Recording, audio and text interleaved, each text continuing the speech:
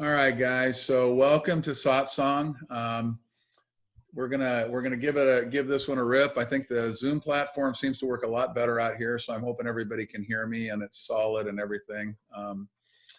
I I'm happy everybody made it. Next time, I think we have a few people that probably won't make it in because of using a code and all of that. But so today, I know Jaya has a question. She's going to jump in later, so we'll invite her in a while to ask her big question, which will be fun to play with. And but today, I just wanted to go back to kind of the basics. So what is the spiritual journey? The spiritual journey is an exercise in misidentification, and the way that works is that we are all born into this wonderful world. And upon being born into this world over the first months and years of our life, we have a whole group of people waiting to help us out. We have family, brothers, sisters, mom, dad, all of that wonderful thing, the primal group, as we like to call that. We have institutions. So we have, churches and schools and the culture, just wherever you hang out. And that group has a way that they do things. And the way that they do things is that they have created a story that they live in, which is the story of all cultures for the history of the world. And that is that each body that we encounter, so when a little child comes into the world, we look at that little body and we go, oh, there's another one. And we immediately cast that arriving body as a separate thing. Now, it is a separate thing in its own way, in the way that it arises in consciousness, much like a tree is a separate thing or a rock is a separate thing. But it doesn't occur to the average person to say, hey, wait a minute, I know that body is there, but what's underneath that body or what makes that body work? Is that one thing or a whole bunch of things? And we have decided that every body, every single body is its own autonomous unit, and it has its own story. So in a certain way, before the train even leaves the station, we get right back off on the platform and the train leaves. And so we go through life and we act as if. Now remember, whenever you're living in a story, that's an as if opportunity. So Alan lives as if he's this separate thing. All of my inputs coming from everybody tells me I'm a separate thing. Everybody calls me Alan. Think of our language. The very language that we use creates a separate thing. So Alan, the little boy, is a separate little thing. And Sylvie, the little girl, is a separate little thing, and Jaya, the little girl, is a separate little thing, and we all talk to each other as though we're separate things, and we live as if that's the case. That's an assumption that we've made, that that's how life operates, and we've constructed a whole world to support that, which is really great. Unfortunately, what happens is that underneath all of that is consciousness itself. So I always say that consciousness is kind of like the gas in the tank.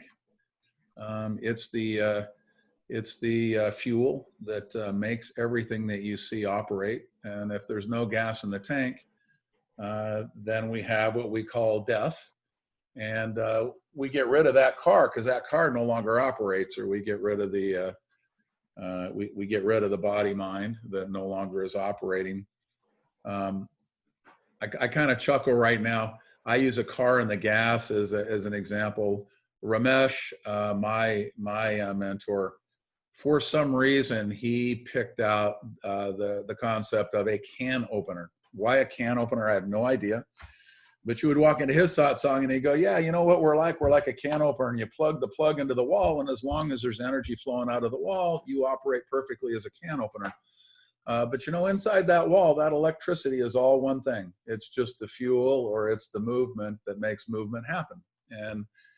And so as we go along in this separate world and believing that we are on an autonomous separate thing, our intuition knows that we arrived as consciousness itself. We arrived as that fuel, and then we're enlivening a body. And so our intuition starts to speak to us, and it says, something's wrong here. And part of the something wrong is what I a lot of times call the original myth story. That means that you come, really in perfect energy to be what it is that you would authentically be. But because of these learnings and conditionings, and sometimes I call it the bastardization of you, you end up becoming a believer in the autonomous self. And consciousness is really helpful in that it actually then operates as a separate self. And so the ego is then born. The belief that you are a separate self, and there's this thing called an ego that is like a mouse in a turnstile running around inside of you. And it's saying, hey, I'm the ego, and when I run in this little circular cage and it moves, I'm what makes everything happen. And so what it does is it gets in the way of consciousness in you. And that's the radio interference that we begin to live with for an entirety of life. And so there comes a moment for a lot of us where we go, I can feel that something's wrong. I can feel there's another journey to take. And we get interested and we start to cast around and we go, okay, I know there's something. I don't know what it is, but I know there's something here. And that it is so strong, that sense of things.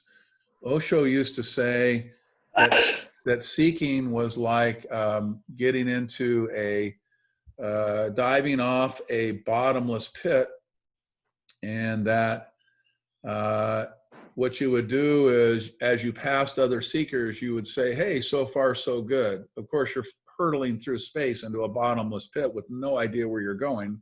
And about all you can say is so far so good. And that encapsulates the spiritual journey. It's such a strong thing that we dive into the bottomless pit knowing that it's something we need to do. But for the world, we can't figure out why. In my case, I think you guys all know that story. I came to a moment in my life, and a month or so later, I was on a plane to Mumbai, India, to go hang around in an ashram after I had spent the previous 10 or 12 years as a merger acquisition resource in the corporate world. So that was a pretty big move to fly to Mumbai. But and like in the story, I was flapping my wings as I hurtled into the bottomless pit. But it was that strong enough that I left the company and told everybody that that's what I was doing, and if we had to deal with it, that was going to be, what we would do. And so that's the spiritual journey, and the journey is a retracing. That's the thing I want everybody to kind of zero in on. So when you hear me talk about going back to the original myth story, you say to yourself, I wonder why he's doing that. Why would I go back to that original story when I'm consciousness itself? And the reality is that the spiritual journey is a retracing back to source itself. That's the path that one takes. Now, in our path, we use what we call pointers. I sent a little note to Donovan earlier today. He is going through the Gita for his second time, but he had been doing a little bit in the Upanishads as well. And believe it or not, this notion of retracing as a spiritual journey is actually completely encapsulated in it's encapsulated in the Upanishads, for heaven's sakes. So it's pretty amazing. It really is that it's been around for that long, but that is actually how it works. So that's what's up. So that's what I wanted to start with, because when you're in this journey, it's nice to know exactly what you're up to. Because here's what happens. We start to get distracted by what's on the outside, and we don't see that the journey is an internal journey, and that the internal journey when one is pulled to the outside, you move back typically into the egoic style of movement. And so that's a confusion. And so a lot of what we do in our process, and a lot of what I do in my mentoring, is just simply point and say, no, that's on the outside. The action's on the inside. So let's go back there. When you retrace your steps on a path, if you get detoured, then you're no longer on the path that you're retracing. So going back to essence or source, which is what you are, by the way, that's the identification that reestablishes itself as a result of the journey. Then if you're off of that path, you're still left out in the land of I'm an autonomous doer, and you begin to make your spirituality up about that. So here's an interesting thing, and I do this all the time. You guys all know that we get all sorts of licenses and messages and all sorts of stuff that I don't know why I said licenses, wrong word. But I was thinking of all the messages and the things that we get from the outside that talk about spirituality. Start to notice how many of those messages have to do with doing something on the outside, making the world a better place, a whole variety of things that might get into the mix. How do you make the world a better place? Well, typically you take your ego and you begin to perform thinking that will make that happen. And now you've been detoured. You're no longer retracing your path. So start to notice that, and start to notice that there's a large part of the spiritual world that is just refashioning themselves into something that they think is spiritual. But it's just an image. It's another story that believes it's an autonomous doer. It's no different.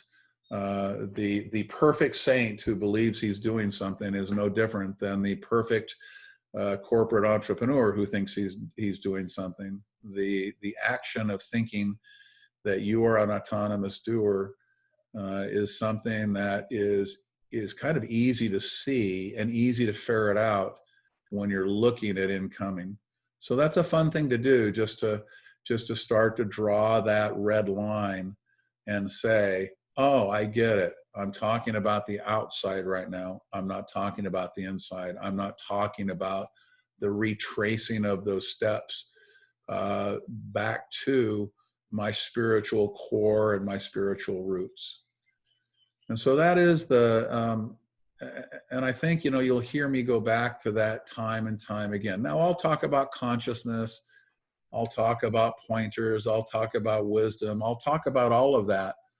But the you that you think you are is a story or a concept you created in your mind. And then you attach that concept to what you see on the outside, and it seems to become one piece. But when you're living as an autonomous doer, you're living in the concept that was created. That's where the living is happening. It's not actually living from consciousness itself. It's living from that independent story that believes it's a separate entity that's doing its own thing. It's efforting, or it's doing, or it's the doer, as we call it. So when you hear people in spiritual talk about the doer, that's what they're talking about. If you believe you're the doer. Now, it doesn't mean that once you have moved through your spiritual journey that you'll quit doing things. I'm not saying that that's going to happen. You just will know that consciousness is what animates you. I often make the joke that consciousness is kind of like the puppet master with his hand up your ass, making you do all the things that you're supposed to do. And when you see that that's the case, then you are simply being lived into the moment. And there is a sense of effortlessness, which I would say is also a sense of authenticity. It's the perfect living into the moment. And so everything I talk about, you can actually stop me at any time and say, Alan, how does that relate to the retracing, the journey that I'm on? And we can attach that for you. There's nothing that I speak about that does not attach itself to the journey of retracing. And so when I start with everybody in the spiritual MBA, what's the first thing I do? Understanding story. That's the first thing I want to have people see. Then what's the next thing I do? The hero's journey. I want them to understand that the hero is journeying back to source. That's what the hero's journey is all about, finding source. So, so as you do what you're doing, remember, this is a retracing of a story until you actually step out of the story. So first we retrace it to its perfect, authentic spot. And then we step out of it when we see that that was a story that we made up. We start to see that at that particular point in time. So that is that's the essence. That's the essence of the path. And that's what I wanted to chatter about. And it's a basic, don't be confused, because a lot of times the conversation does get very esoteric and there's a lot of words. And so in the end, it comes back to a very simple movement in consciousness, which is the retracing or the retracking of your steps. So that's my little start for today. And I know I have, if anybody has a question, I'm going to go in and I'm going to unmute. When it says ask to unmute. So I'm going to unmute Jaya right now. I'm going to let her ask her question, and we're going to have a little fun here. And then anybody else, if you just put yourself a question in the chat, there's a little chat on the bottom, and I'll know to come to you and unmute you. And then we can have your question, or if you want to, you can just print the question in chat and I'll respond to it there. All right, Jaya, I'm going to bring you up and I'm going to let you ask your question. Okay, hi there. Hi. So in listening to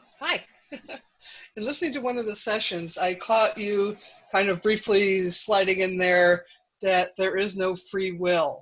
And I've been pondering that because I sort of thought many things about it, very confusing things, but primarily the spiritual journey itself, isn't that a free will operation? Wasn't there a choice to go on this journey or not? And how does that fit in with free will? Okay, so in the beginning, because when you do this, you always meet everybody exactly where they are. So one of the toughest things to actually get to, so that's why this is such a great question, because it's the one that probably trips everybody up the most. And the one thing that autonomous authors of their own journey never want to lose, guess what it is? Their free will. That's because that's the cog pin to being an autonomous author or decision maker. So when you think about what you do, so ultimately the answer, I'll cut to the chase first, is that no, none of it is free will. But we'll get to that, okay? But the ultimate answer is what you thought was a choice was simply what has to happen to the body-mind mechanism called Jaya. When Jaya was presented in that particular moment with that particular opportunity, the answer was going to be yes. And so the activity that happened was exactly the activity that had to happen. There was no other possibility for that activity. So that's kind of so we're cheating now and getting to the end. But I'll go back to the beginning and kind of render it out in a way that maybe is helpful and fun. And I have to tell you that over the years, there are 100 different ways that that people address this one. So Nisargadatta had his way, Ramesh had his way, Ramana Maharshi had his way. So all of the greats had their way. And and I have my particular way of approaching this as well, but it's all to the same end, which is, what do you pick out to illustrate what the journey really is? So when you formulate in your mind the story of Jaya, right? Mm-hmm. That is a mental construction that is completely generated out of your intellect, right? That's the story of Jaya. Right. So where does that story live? It's in story. It's an ego. Yeah, it lives in the mind, right? Right. Now Right. now we happen to have a belief that goes with it that says that story I created is actually who I am. And that's the part that drops away. The ego itself doesn't drop away because the story continues to happen and your mind will construct that ego story for you all day long. But the belief that that's who you are is the piece that goes along with it. So, so you as consciousness look out there, you say, here's the story of Jaya. And what has happened here is that that's who I am. And you make that connection. And then you begin to believe that the story that you created is actually where life is happening. But where is that happening? In the mind. In the ego. Yeah, in the ego or the mind, either way. So that's where it's happening. So one of my favorite, did you ever see the movie Toy Story? Oh yeah. Okay, so Toy Story is really a blast because when you watch all these little guys in the toy room, I mean, these characters are really amazing. You know, they're forceful and they've banded together and they're, you know, I mean, if you love stories as a child, Toy Story is the best, one of the best that there are, right? So as you begin to watch it, right, you see them make decisions and they climb the mountain and they do what they do and they have their event and their ending wonderful thing and that becomes the story. Now imagine if at the end of the movie all of the toys got together and they said, hey author, I have a hard time living this particular script out because I need free will. Now the author would say, wait a minute. You guys were following exactly the script that was written. You were saying exactly the words that needed to be said in exactly the context that lived. You guys are characters that have been created by consciousness. I was the author.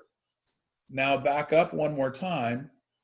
As the author, you get to see that even that authoring, even in the writing, that was as authorless or free will-less as the characters in the story itself. So if you ever see in your literature where somebody will talk about dreamed characters, do you remember, you've probably seen that term? That's what they're saying. So Nisargadatta would have said to you, well, Jaya, do you really believe that dreamed characters need to have free will? That would have been his response to your question, right? Right. Now, because we live as if we are autonomous decision-making beings, the hardest thing for us to accept is that that's not the case, because every single thing we do confirms that that's the case. So I noticed as I went along, and this is one I've never seen anybody else talk about, but I think it's clearly true. But I have one of my pointers, which is called ego linguistic imprinting. That's a pretty fancy term, isn't it? But all it means is that when we use language, that language imprints on the ego, right? That it is a separate being that's acting on its own. Because think of our language, right? It's me and you. It's subject object. You know, I did this, you did that. I put it all together. So even when we construct our language, we construct it in pieces of you and me. And so I'll say something to you like, hey, are you going to do this? And you think, well, if I decide to, yes. Right? Well, that's the piece that we are so used to embracing and holding in ourselves that when somebody suggests that we are just simply lived into the moment, and that when you feel the flow, when people have had awakening experiences, satori, whatever those moments are, they'll always come back and you'll say, well, what did you see? And they'll say things like, well, I see I really don't exist. And what they're saying is, I thought I was something, but really I'm just this story. That's what they mean by when they say, I really don't exist. I saw that none of us exist, which is, I saw that all of those stories were just created and they're happening by themselves. We're not really being those stories. We're being lived as those stories. That's also what I saw. Or I could feel that I was lived into every moment, and I could see I could sense in myself that there was really nothing to do. That's another one of the famous ones you'll hear. Well, there was nothing to do. Now, it doesn't mean that the Allen bot wasn't speaking and generating Allen terms, right? Because that still happens, right? It was just the felt experience of the moment was no longer one that felt autonomous. It was one that felt in the flow of everything that was. So the boundary between me and everything that was had disappeared. And in that disappearing, what disappeared? The concept, right? The journey you are on is really a journey of dissolving how the concepts are held and how they tell you what is happening, so that when that dissolution happens, that the happening that takes its place can then be experienced. Now, when we talk about it, and I call that a living understanding, by the way, and so does everybody else. So the idea that you're an ego and an autonomous doer is a living understanding that you take on. And then you live it, and in your egoic way, you start to go, I know there's something wrong here, right? Then you become a seeker, and then you go back, and all of a sudden a whole new world explodes. The world of consciousness explodes, right? Then somebody will say to you, well, what's that like? And what do? You explain it with words. Yes. And you create a new living understanding. Right. So when I speak to you, I'm not speaking the experience itself. I'm speaking a living understanding that's different than the one we normally all hold. And I'm saying, hey, try this one on. See how this one works. Start to maybe play with the world as though it just arose, and that the living that you did was a free flow. There wasn't all of this grinding to make a decision. You know, that may happen, that may not happen. But bottom line, at the end of everything, that living understanding is part of the retracking that I talked about earlier, remember? So you go back to the original myth story, and embedded in the original myth story is the fact that it gets lived out of consciousness. So I'm really tricking everybody. And I don't care. The bottom line is I take everybody out and I say, hey, let's reclaim your authentic story. Now, I know when you do that, the hole in the bottom you're going to fall through, and you're going to be in the splash of consciousness, and you're going to go, holy cow, wow, this is really cool, right? And if you get on my case about it, I'm just going to laugh, because I'm going to say, well, aren't you in the pool? You're in the water. Isn't that what we're trying to get done here? And so a lot of these kinds of intellectual questions, they're great questions, right? So I want to know why I don't have free will. And I'll say, well, you're a dreamed character. Do dreamed characters have free will in the Sargadata? Or I can tell the Toy Story. You know, do you think those boys and girls in the toy room were having free will, or do you think an author wrote that crap? Yeah. They were delivering their lines. Which right. one, right? I think I get about the. Oh, go ahead. Go for it. I was saying, I think I get about not being the autonomous doer. I just wonder where it lives that the decision or a choice gets made at all, that a particular thing happens or doesn't happen. And so it sounds like it's not a predestination, but it's an arising in the moment. That's correct. Yeah. Okay. So when somebody says, I had somebody call me the other day and said, I'm really confused. I listened to this person speak on consciousness, and he talked about intention. And I said, okay, what kind of intention? And they said, well, the intention of consciousness. And I said, well, if you think about consciousness itself, one of the things you have to immediately recognize is that we don't have the intellectual capacity. The dubious gift of intellect has the ability to do some marvelous things, but one of the things it can't do is hold the entirety of consciousness. We know that. I mean, 90% of what's in there is in the unconscious. And that's the part that your intellect can't hold. It's not, people will say, oh, wouldn't it be nice if we could hold that 90%? And I'm like, yeah, it can't happen, because what you can hold is about the 10%. You're probably, using your fingernails to keep with that. So you're kind of making up a world, using 10% of what's available and guessing at what the outcome is. And that's what the intellect does. But so to talk about consciousness as having intention is to egoize consciousness. Because intention is an activity that happens within everything else. So there's clearly to say that activity has intention to it is to say that activity in its different way is doing something that's not happening everywhere else. That's clearly a statement of duality. That's a statement of causality. Intention lives entirely in the causal world. So what happens when you live in a world where it's just an arising? There is no causality. What happens then, right? So you remember that famous, I love this little story.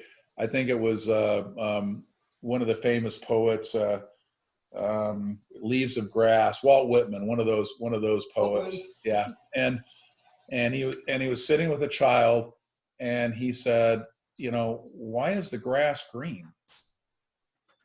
And the child looked at him and he said, because it's green. Yes, it's green. And that's the right answer, right? That's, grass is green because it's green. And that is non-duality, my friends, because so cause and effect is just all a construct. In the mind. It's entirely in the mind. That's where it lives. And so when I talk a lot of times about the difference between the map and the territory, it's like the map comes along. It's not that the map doesn't come along. It's just that you don't believe that you're the map. You recognize that you're the territory. That's the move. That's the move that the spiritual journey, pops in. So that's what's going on. All right. So we're going to add a little bit to it. Did you see the little question that's in there? I'm gonna mute you out here, and I'll just cool. Yeah. So after reaching awakening, seeking being sought, how do you harness the ego? Right. So that's kind of a similar question, right? What would it take to harness the ego? Well, the question itself says some entity or something is harnessing the ego itself. So the ego is just a device that we use in order to have the happenings that happen be communicated amongst all of us. That's really what its role is. And it kind of does have some nice uses to it, because if you're driving a car, the ego stores all the information about how to drive a car. So it's your navigator. So the ego moves from, what I always say, from the driver's seat to the navigator. And that's its proper position. It's an installed piece that lives out there, the intellectual ego, and it holds a lot of information that actually adds to the ongoings of consciousness itself. Now, how do you harness it? You don't. There is no harnessing of the ego. And so if you want to jump on, I think that was from Brandon, were he to want to ask the question, if he wants to jump on, but I think he probably already knows this answer. So, but there is no harnessing of the ego, because in consciousness, it all happens by itself. Now, one of the things that you feel when this happening happens is this incredible rush of freedom and authenticity. And that's because you're being lived perfectly. You were perfectly designed to be lived in a very specific way. And when that living happens, the rush of freedom and authenticity just washes over you. That's one of the ways to again, this is a living understanding. It's because I'm rendering this experience into words and doing the best I can to cover it. but that is the happening. It's the movement that's happening within, the arising of consciousness itself. So one of the big questions I get, people will say, "Hey, Alan, I'm totally for being authentic, but will I make a lot of money?" Right? Because that's a nice question, right? People are either abundant or they're not abundant, and the ego says, and the mind says, "Hey, I'd like to be more abundant. That's one of the things I'd like to have." But the thing that I find is, there are two things that I find. Number one, if you are somebody who lives on a platform of working and being abundant, and most everybody who talks to me has that as part of who they are, then what happens is, of course, in their most authentic self, do you think they're going to be abundant or not? Right?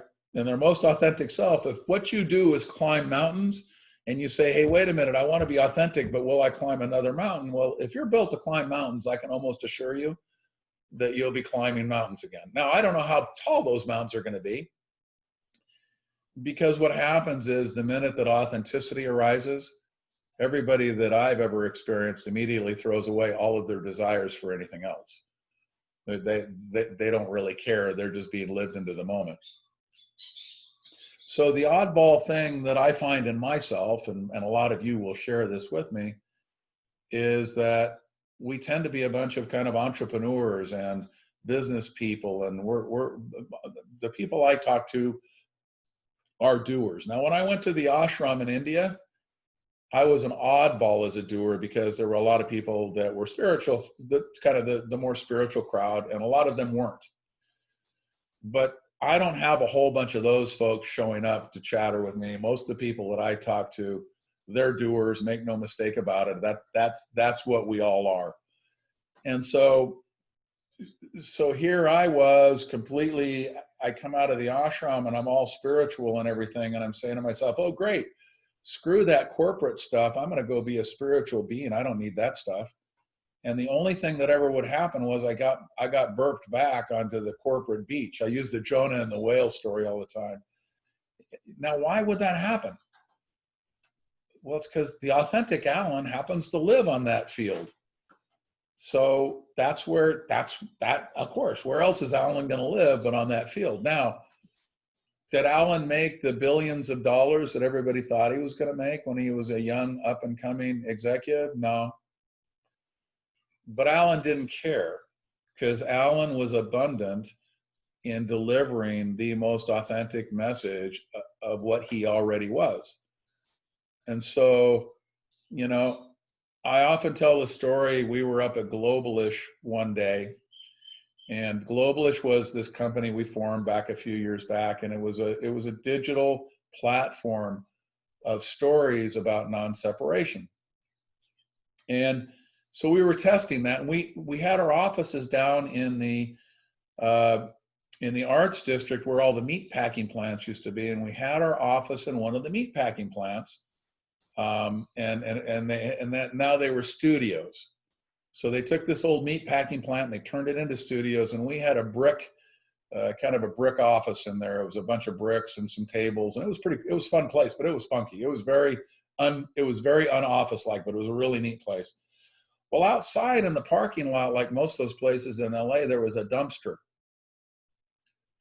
And there was a fellow about my age. I was in my late 50s at the time. And I made friends with him, really sweet guy. And he would climb into the dumpster, and how he made his money was by pulling the glass out of the dumpster. And so one day we were in a meeting and we were on our way to lunch, and I said, "Hey, everybody, I'm going to run out early. I don't know why I wanted to leave early. I did, and I'll just meet you down on the corner where we have lunch." And so my partner and 3 or 4 people that we were doing whatever business thing that we were doing with, they were going to follow behind. And as I went out into the parking lot, I see that my buddy John, was having a tough day, because sometimes his knees and his hips hurt him. And as I got out there, I could tell he was having a hard time climbing into the dumpster. And I said, "John, what are you trying to do here?" He says, "Well, Alan, I get in there every day and I get all those bottles out." I said, "Well, I said, look at you. You can't do that right now. I said, I'll tell you what, I'll jump in the dumpster and I'll feed the bottles back out to you. He says, great. So I jumped in the dumpster and I start feeding the glass bottles out of the dumpster to John, who on the other side of the dumpster is stacking them outside because he's going to now take them in and cash them in, and that's how he made his money. In the midst of all of this, out walks all of the people that have been meeting with me. We're talking about $1 million deals, and they find the guy who had just talked to them for an hour and a half about God knows what, is now in the dumpster feeding glass bottles out to an obvious homeless dude who's then going to clearly going to go cash those in for his money.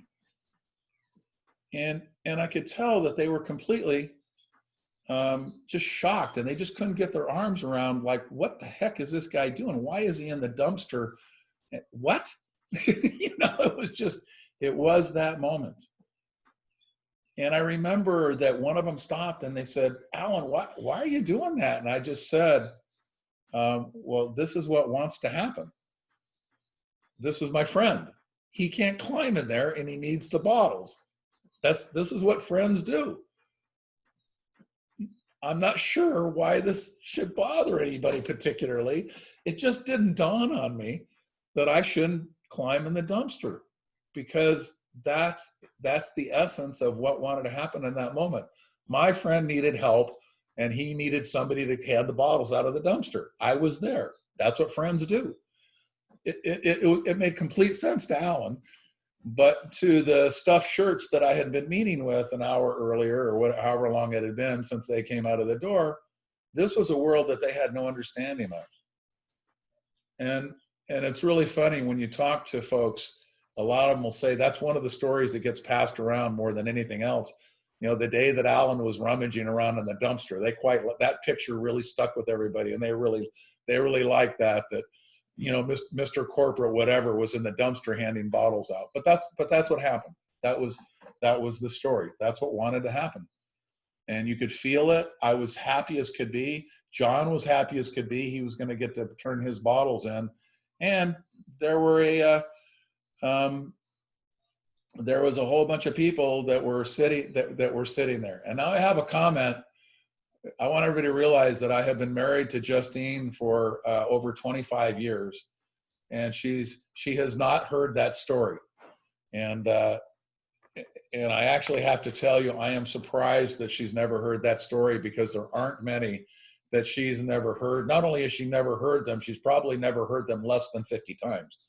So I have to tell you that I'm surprised that she never heard that story. But yeah, that was a story, and our son Michael is actually one of the people that likes to tell it and get everybody to laugh about it. So it gets used in an entirely. I use it as a pointer. My son uses it for entertainment. So so you can see stories have lots of uses. But that's what wanted to happen.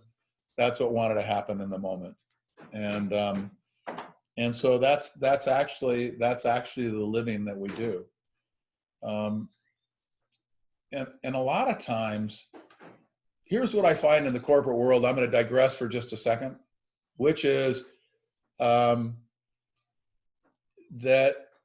corporate folks, they like to polish themselves up and be special people.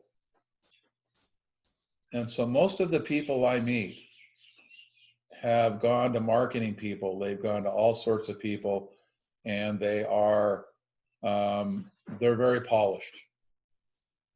And so I often probe, because I find that in most of the people that I know in the corporate world, they didn't start out so polished. That really isn't who they are. A really good example of that, he's on the call today, is Brandon. The first time I met Brandon, I taught him in a leadership institute in a very large company, a brand company, and Brandon is incredibly competitive. The only other person that I know that is as competitive as Brandon is speaking right now, and so Brandon was on a group, and he prepared this beautiful case and presented it. And clearly he was the winner. He was certainly the winner in his mind. Unfortunately, on the way to the stage to have the awards delivered, his group got placed in second place as opposed to first place. And that angered Brandon to no end. And when Brandon threw his fit about that, the only other human being that I knew that could throw a fit quite like that was me. And I could imagine in that moment 2 6-year-old boys that just lost a basketball game, and they lost it because they counted the points wrong, and we had actually won. And we knew we won. There was no doubt that we won. And our job was to make sure that everybody that we knew in this world knew that we won. And not only that, we needed to deliver it now. We needed to deliver it forcefully, and we needed to make sure that every single one, anybody within our earshot, knew that we had won. And in that moment, I knew I had met somebody who wasn't so polished, right? And if you ever meet Brandon, you will find the most amazing, true human being who is now blossoming out from behind that polished thing called corporate Brandon, who goes into meetings and just is who he is. The other guy that could be out in the dumpster handing bottles out on the way to lunch, Brandon would be that guy, because you know what? He'd see it he'd see it the same way. So in each of us, a lot of times the way to get to your own authentic story is to take a look at where the thing lives. You know, another person who's on the call, I think Donovan's still on the call. Donovan is one of our world's probably best surfers, pro surfer, and all of that. When you talk to Donovan today, he doesn't really surf competitively. He surfs for surfing. And so Donovan, the fancy surfer, with all of the stuff you could say about him, is just this dude from Oceanside who goes out and gets on his board because you know what, the waves are calling him. And that's who he is on the inside. Everybody in this whole place, Jaya, who I just spoke to, I can tell you that underneath story. You know, I've been working with Sylvie. She's new. She's on the call today. And I'm always looking for that piece, you know. I work with Satya and Carolyn, and I'm always looking for that piece. I want to find the piece of who they are that's not so fancy and polished. For some reason, I think that might be in their original myth story. I think that unelegant, unpolished, pure piece that just emerges in the moment, that might be a way to find where your real story lives. And so you'll see me dig for that a lot of times when I'm speaking. So that's a digression. I've actually never, Justine, you're right. I've never told that story in public this way. And I've never actually talked about how intuitively our original myth story might include those unpolished pieces that we can find in our history. And that might be a way to access that original story. So that is clearly that piece. All right. Any other questions for today? Anybody want to raise their hand or pop something in or have something to say? And Justine says, who says that pointers can't be entertaining? Notice, by the way, I'm using pointers. Remember, none of this is true. All I'm doing is pointing to an experience and pointing to who it is that you really are. So if you find anybody arguing about the truth of anything that Alan said, you can immediately dispense with them and say, Alan will tell you he never speaks truth. He works really hard at that. He speaks in pointers. He wants you to stand in your own experience of consciousness. And while I wouldn't say everything I say is a lie, it clearly isn't the truth. So it may be that attempting to use pointers that live in duality are a very difficult way to point to somewhere that's not in duality, but it's kind of all we have. If someone gives you a teaspoon and tells you to go dig a sewer and that's all you have, start digging. So that's the way we do the spiritual journey.